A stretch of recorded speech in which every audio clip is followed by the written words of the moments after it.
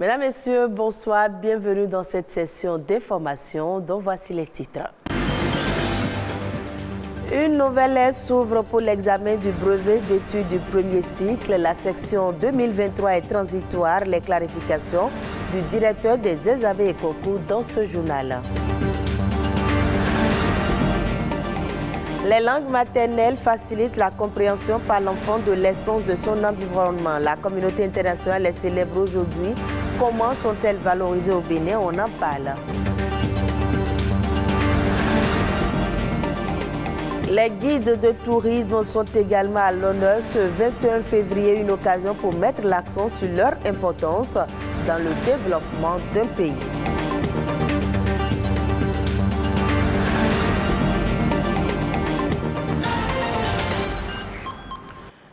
Le BEPC 2023 sera un examen transitoire. Des particularités vont se noter dans l'organisation.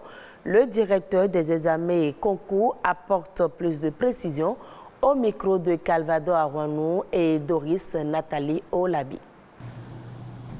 BEPC transitoire signifie que nous avons rompu avec l'ancien BEPC et nous avons mis le cap sur un BEPC qui est en train de prendre les dispositions pour se retrouver définitivement sur les rails de l'exécution de la volonté du gouvernement, celle consistant à renforcer les compétences de connaissances dans les matières scientifiques au niveau des élèves qui arrivent en fin de formation au premier cycle. Et au regard de cela, le BEPC ne peut permettre l'accès aux séries scientifiques au second cycle qu'à condition qu'ils aient composé en PCT à l'écrit. Nul ne pourra se prévaloir d'être détenteur de BEPC et venir chercher à s'inscrire en série C ou D au second cycle s'il a fait l'option de composer en allemand ou en espagnol à l'écrit au BEPC 2023.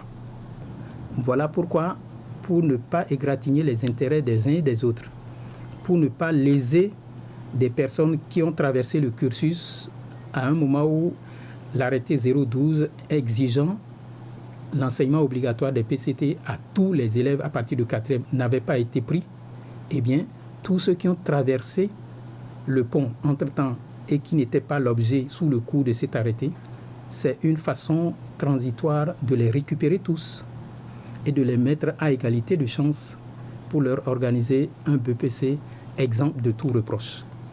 Voilà un peu dans quel esprit les inscriptions ont été ouvertes au BEPC session 2023. Et voilà ce qui explique que nous parlions de BEPC transitoire, parce que après cette dernière chance permettant aux uns et aux autres, quel que soit leur cursus différencié, après cette dernière chance de participation au BEPC, c'en sera fini. On entre de plein pied dans le BEPC version profil compétences scientifiques renforcées avec la composition obligatoire en PCT, plus une des deux langues, allemand ou espagnol.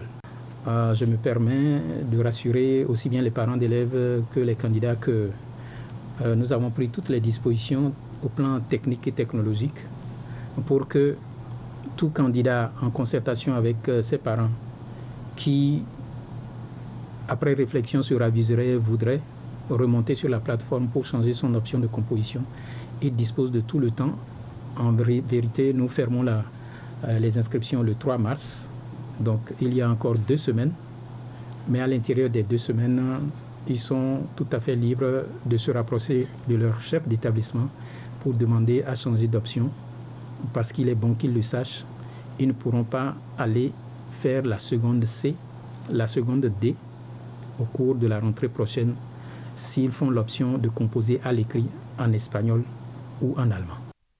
La communauté internationale célèbre ce jour les langues maternelles. L'édition de cette année est placée sous le thème « L'éducation multilingue, une nécessité pour transformer l'éducation ». Elle se penche sur le potentiel du multilinguisme de transformer l'éducation dans une perspective d'apprentissage tout au long de la vie et dans différents contextes. Au Bénin, on dénombre environ 73 langues maternelles et depuis des années, ces langues font l'objet de nombreuses réflexions quant à leur valorisation. Suivez cet élément de Ulvaeus Balogun. Elle est le moyen de communication la plus fréquente entre les humains. La langue, premier moyen d'expression, permet la diffusion des connaissances dans le cadre de l'éducation formelle.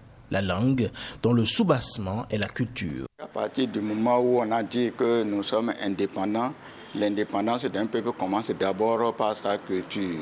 Et puis c'est ça, la culture qui est la base du développement. Et quand on prend la culture comme base de développement, cette culture-là a une racine pivotante, c'est la langue. Vous perdez votre langue, vous perdez la base de votre culture, vous perdez votre culture, vous perdez la base de votre développement. En plus du français reconnu comme langue officielle, on distingue autant de langues nationales que de communautés existantes. Une diversité linguistique devenue un obstacle au développement. Mais pour y remédier, l'enseignant-chercheur propose 5 pistes à explorer. C'est de pouvoir établir le répertoire exhaustif de toutes les communautés sur le plan national. Le deuxième objectif, c'est de pouvoir établir la carte linguistique du Bénin. Et le troisième objectif, c'est l'historique de chaque communauté.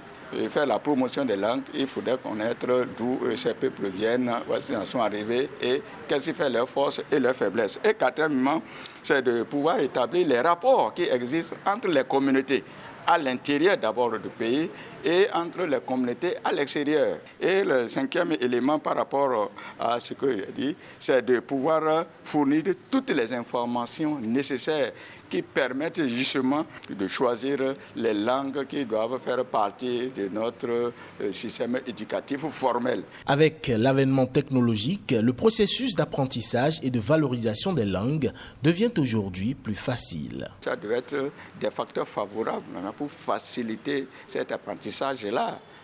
C'est une très très bonne chose.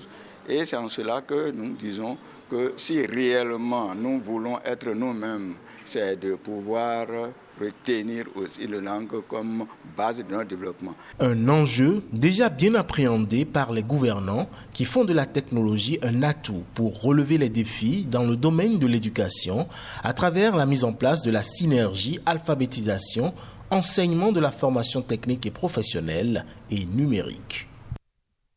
Et je l'annonçais dans les titres, ce 21 février, on célèbre également la Journée internationale des guides de tourisme, une occasion pour mettre l'accent sur le travail et l'importance de ces personnes qui se révèlent des ambassadeurs culturels des régions qu'ils représentent. Malheureusement, depuis quelques années, ce métier souffre de l'énorme diminution des activités touristiques dans le monde à cause de la pandémie de Covid-19.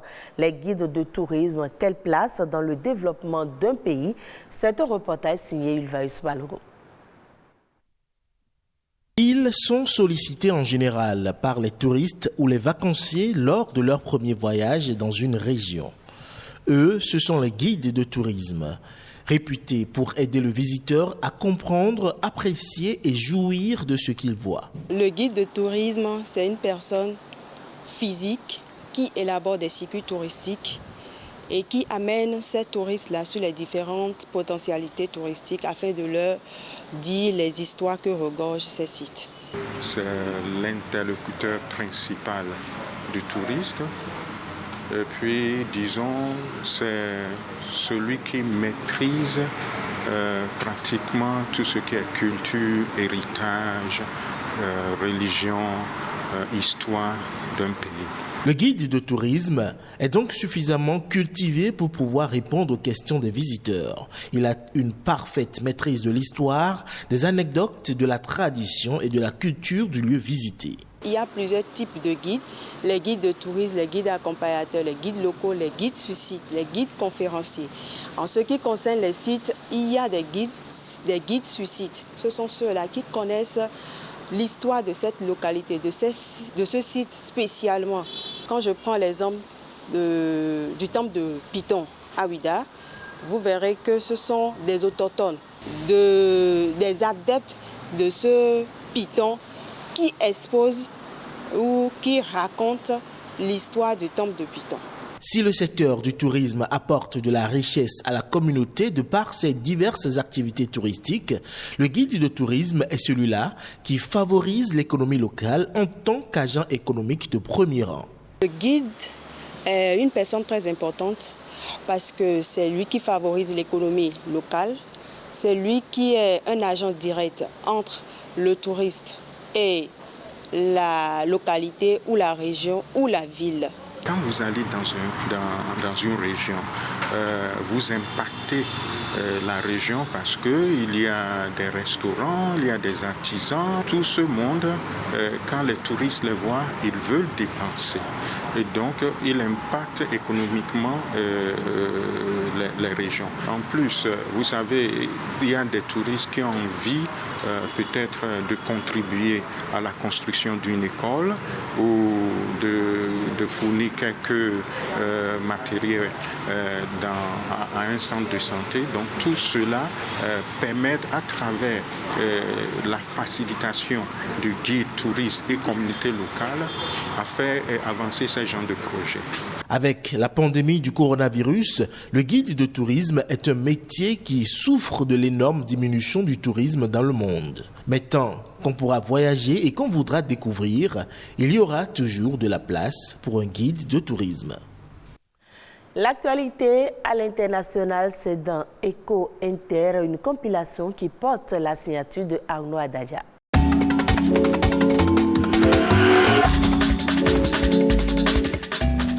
Les économies africaines ont connu un ralentissement en 2022. En cause, la crise de Covid-19 et la guerre en Ukraine. Dans son rapport intitulé « Performances et perspectives macroéconomiques de l'Afrique » publié jeudi, la Banque africaine de développement pense que la croissance devrait se stabiliser autour de 4% en 2023-2024. L'institution financière encourage les États africains à élargir leur espace fiscal, produire et transformer nos propres produits. D'autres approches allant dans le sens de l'intensification des échanges et de la politique industrielle avec la recommandation d'élaborer des programmes de protection sociale ont été énoncées dans le rapport.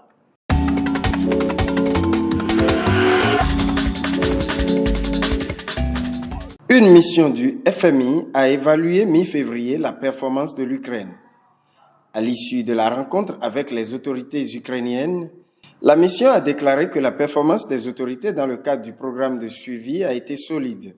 Tous les objectifs ont été atteints, a précisé le chef de mission, notamment la proposition par le gouvernement d'un ensemble de projets de loi fiscale visant à augmenter les recettes, des mesures pour le règlement des arriérés, l'élaboration d'une note conceptuelle pour un filet de protection sociale, ou encore la création du conseil de surveillance de la société publique ukrainienne de gaz qui s'est retrouvée en défaut de paiement en juillet dernier. Les deux parties sont parvenues à un accord devant encore être approuvé par la direction du FMI qui devrait permettre un soutien financier de l'institution.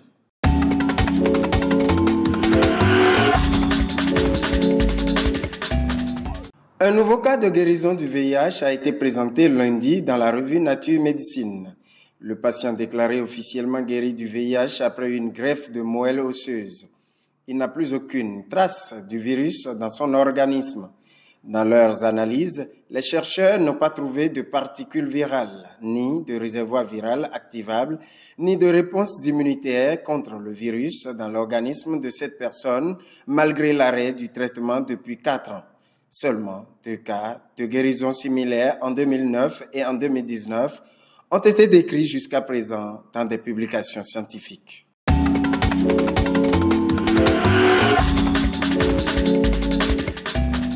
Et voilà qui vient mettre un thème à ce journal que vous pouvez suivre également sur le www.oactb.bj.